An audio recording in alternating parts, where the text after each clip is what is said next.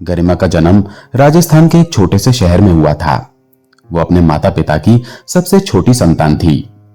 उसके पिता राम स्वरूप एक स्कूल शिक्षक थे जो अपनी सादगी और ईमानदारी के लिए जाने जाते थे। उसकी मां सावित्री एक गृहिणी थी जो अपने बच्चों को संस्कार और मेहनत का महत्व सिखाती थी। गरिमा की एक बड़ी बहन राधिका और एक बड़ा भाई अजय थे। तीनों भाई बहनों में गहरा प्यार था और वे एक दूसरे के लिए कुछ भी करने को तैयार रहते थे।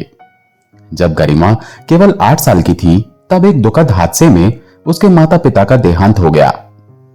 इस सड़क दुर्घटना ने उसके जीवन से माता पिता का साया छीन लिया। उस दिन के बाद गरिमा का जीवन बदल गया। राधिका जो उस समय 18 साल की थी, उसने परिवार की जिम्मेदारी उठाई। अजय जो 20 साल का था, उसने पढ़ाई के साथ साथ छोटी मोटी नौकरी शुरू की। गरिमा को अपने भाई बहन की मेहनत और त्याग देखकर प्रेरणा मिली। वो स्कूल में सबसे होनहार छात्राओं में से एक थी। उसका सपना था कि वो एक दिन ऐसी नौकरी करे जिससे वो अपने परिवार को आर्थिक रूप से मजबूत कर सके। गरिमा की स्कूली शिक्षा पूरी होने तक राधिका की शादी हो चुकी थी। राधिका का ससुराल एक मध्यम वर्गीय परिवार था जो शहर से कुछ दूरी पर एक कस्बे में रहता था। राधिका की शादी के बाद गरिमा और अजय का रिश्ता और गहरा हो गया। अजय ने अपनी बहन को हमेशा एक बेटी की तरह प्यार दिया। उसने गरिमा की पढ़ाई के लिए कोई कसर नहीं छोड़ी। गरिमा ने भी अपने भाई के बलिदानों को देखकर और मेहनत की। उसने कॉलेज में कॉमर्स की पढ़ाई पूरी की और एक छोटी सी नौकरी शुरू की जो आर्थिक रूप से उसे आत्मनिर्भर बनाती थी। 18 साल की उम्र में गरिमा की शादी तरुण से हुई।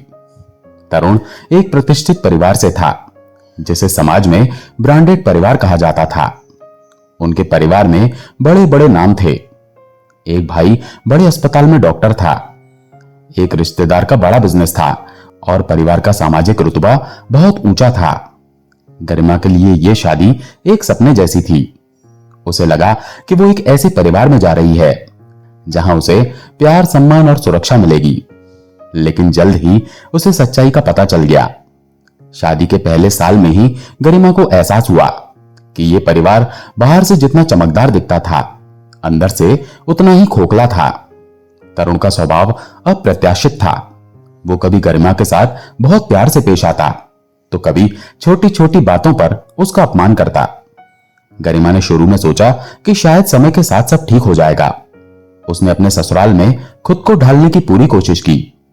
वो सुबह जल्दी उठती, घर का सारा काम करती, खाना बनाना, कपड़े धोना, सास ससुर की सेवा करना।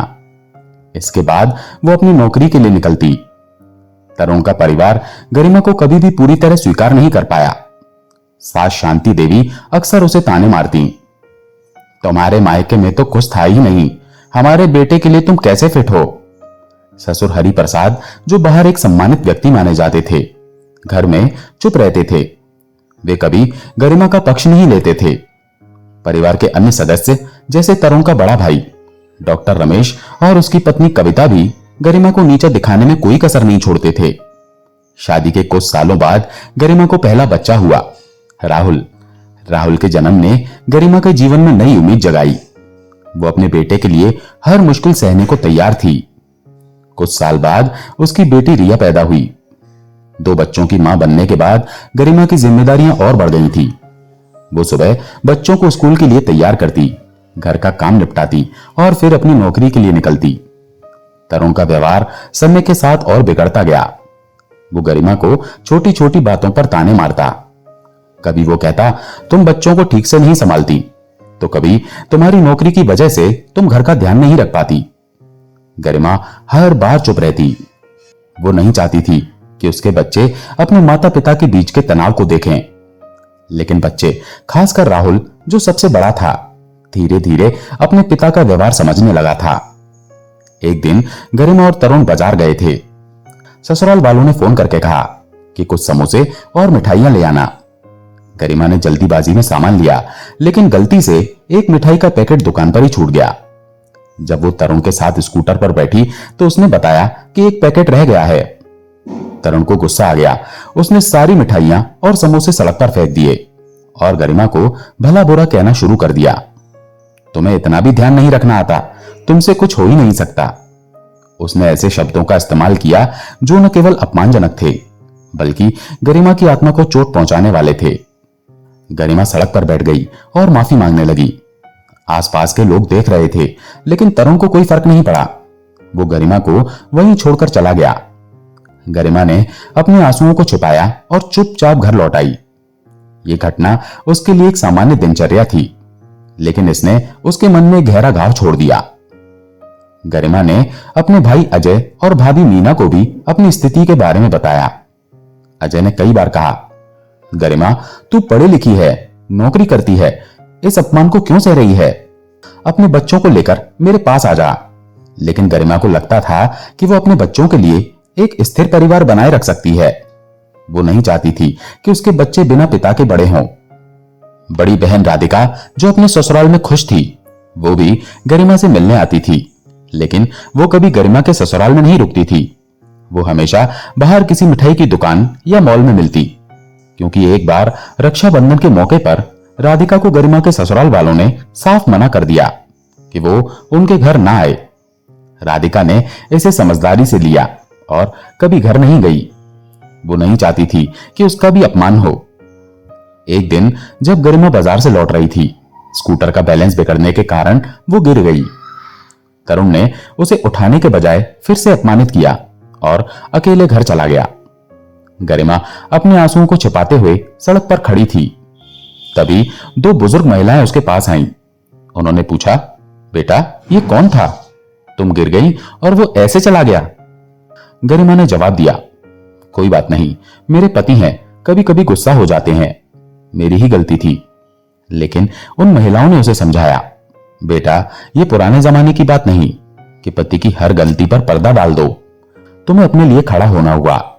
तुम अपने भाई को ये सब बता दो। गरिमा ने कहा कि मेरा भाई दूर रहता है और वो भी जैसे तैसे करके अपना परिवार चला रहा है।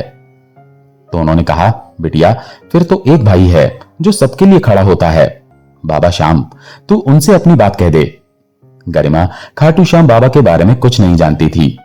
उन बुजुर्ग महिलाओं ने गरिमा को खाटू श्याम बाबा के बारे में बताया, जिन्हें हारे का सहारा कहा जाता है। उन्होंने उसे एक छोटी सी तस्वीर दी और कहा, इसे अपने घर में रखो और इन पर भरोसा रखो। गरिमा ने वो तस्वीर ली और घर लौट आई। लेकिन जब उसने तस्वीर अपने कमरे में लगाई तो ससुराल वाले बहुत चिढ़ गए। उनका कहना था कि वे न तो भगवान को मानते हैं, न ही किसी गुरु को। वो लोग भी खाटू श्याम बाबा को नहीं जानते थे, इसलिए उनकी तस्वीर देखकर उन्हें लगा कि वो किसी गुरुजी की तस्वीर है। गरिमा ने उनको समझाने की कोशिश की तो गरिमा को घर से धक्के मार के निकाल दिया गया। घर से निकाले जाने के बाद गरिमा रात के अंधेरे में सड़क पर थी। उसके दो बच्चे राहुल और रिया घर में थे। पड़ोस की एक बुजुर्ग महिला, जिन्हें सभी अम्मा जी कहते थे, उन्होंने गरिमा को देखा। अम्मा जी लंबे समय से गरिमा के ससुराल वालों का व्यवहार देख रही थी। उन्होंने गरिमा को अपने घर में पनाह दी। थोड़ी देर बाद अम्मा जी ने गरिमा के बच्चों को भी देखा, जो अपनी मां को ढूंढ रहे थे। अम्मा जी ने बच्चों को भी अपने घर में बुला लिया। गरिमा का बेटा राहुल अपने हाथ में खाटू श्याम बाबा की तस्वीर लिए था। वो ये सोच रहा था कि ये कौन है जिनकी वजह से मेरी मां को आज घर से निकाल दिया गया। उसने अम्मा से पूछा, ये कौन है? अम्मा जी ने बताया, ये खाटू श्याम बाबा हैं, हारे के सहारे। तुम्हारी मां ने इन पर भरोसा किया है और अब तुम्हारी जिंदगी बदलने वाली है। ऐसे ही बाबा श्याम के बारे में बातें होती रहीं और वो सभी लोग नम आंखों से सो गए। अगली सुबह तरुण को पता चला कि उसकी पत्नी और बच्चे अम्मा के यहाँ हैं, तो उसने आकर गरिमा से माफी मांगी और कहा कि तुम जो चाहो वो फोटो ला सकती हो। गरिमा भी ये सुनकर खुश हो गई। वो सोचने लगी कि बाबा ने तो चमत्कार कर दिया। गरिमा बच्चों को लेकर वापस घर आ गई। वो सभी के लिए खाना बनाने लगी। वो ये भूल गई कि कल इसी घर से उसे धक्के मारकर बाहर निकाल दिया गया था। उसकी हथेली छिली हुई थी, घुटनों पर भी चोट थी, लेकिन उसे कोई फर्क नहीं पड़ रहा था। वो घर के काम में लग गई। उसने घर के सारे काम किए, बच्चों को स्कूल भेजा और खुद भी अपने दफ्तर के लिए निकल गई।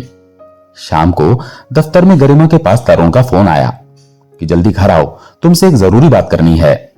गरिमा रास्ते भर यही सोचती आ रही थी कि ना जाने क्या बात है।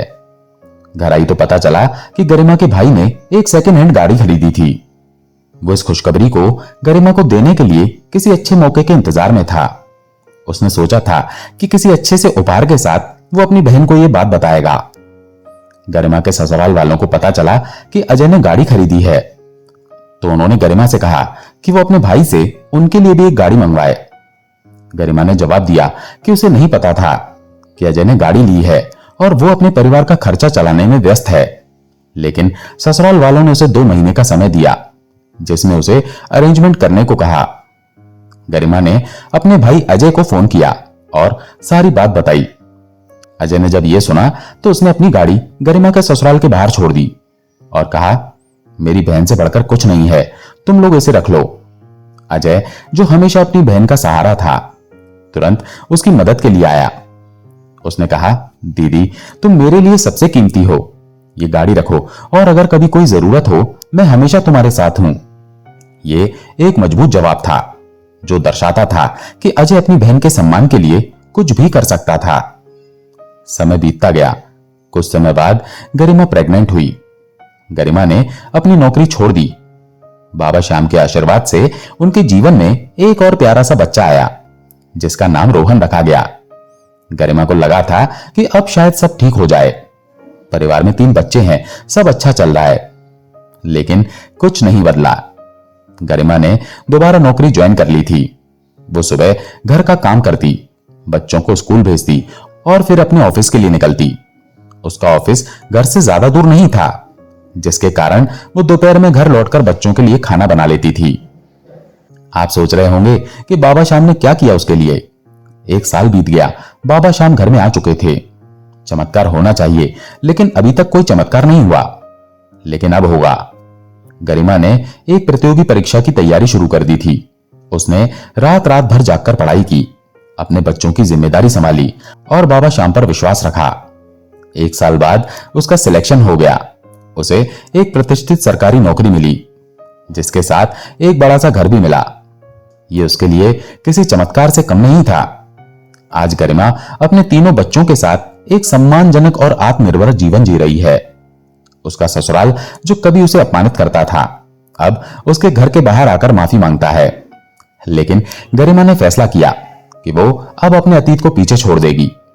वो कहती है, मुझे गर्व है अपने भाई और बहन पर, जिन्होंने मेरी हर मुश्किल में साथ दिया, और मुझे गर्व है बाबा श्याम पर, जिन्होंने मुझे वो दिखाया जो मेरी किस्मत में नहीं था। गरिमा की कहानी उन सभी के लिए एक प्रेरणा है जो मुश्किलों में हार मान लेते हैं। उसने साबित किया कि विश्वास, मेहनत और सही समय पर सही कदम उठाने से कोई भी अपने जीवन को बदल सकता है। ये कहानी सिर्फ गरिमा की नहीं, बल्कि हर उस इंसान की है जो अपने हालात से लड़ रहा है। बाबा श्याम जैसे विश्वास का सहारा और अपनों का साथ आपको सबसे अंधेरे समय से निकाल सकता है। दोस्तों, अगर ये कहानी आपको पसंद आई तो जय श्री श्याम लिखकर कमेंट करें और वीडियो को लाइक करें। चैनल पर अगर पहली बार आए हैं तो चैनल को सब्सक्राइब जरूर करें। जय श्री श्याम।